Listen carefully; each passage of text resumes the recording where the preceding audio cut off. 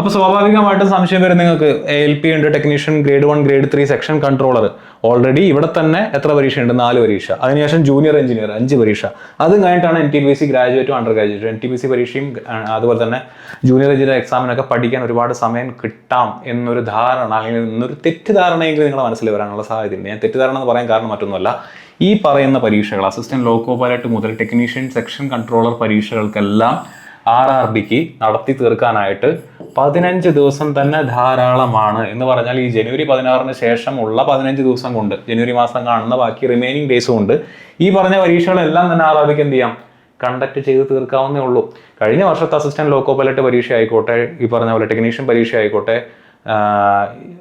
ഇത്രയും ദിവസം assistant loco pilot ആയിക്കോട്ടെ, ഗ്രേഡ് 1 ഗ്രേഡ് 3 ഒക്കെ ആയിക്കോട്ടെ, അവരൊരു ഏതാനും 3-4 ദിവസം കൊണ്ടാണ് ഈ പരീക്ഷകളെല്ലാം കണ്ടക്ട് ചെയ്ത് തീർത്തിട്ടുള്ളത്. ഒരു മാക്സിമം ഒരു 10-15 ഷിഫ്റ്റുകൾ കൊണ്ട് പരീക്ഷകൾ കണ്ടക്ട് ചെയ്ത് തീർക്കാനായിട്ട് അവർ തീരുമാനിക്കാറുണ്ട്. അപ്പോൾ ഇത്രയും സമയം ഓൾറെഡി നിങ്ങൾക്ക് കിട്ടി.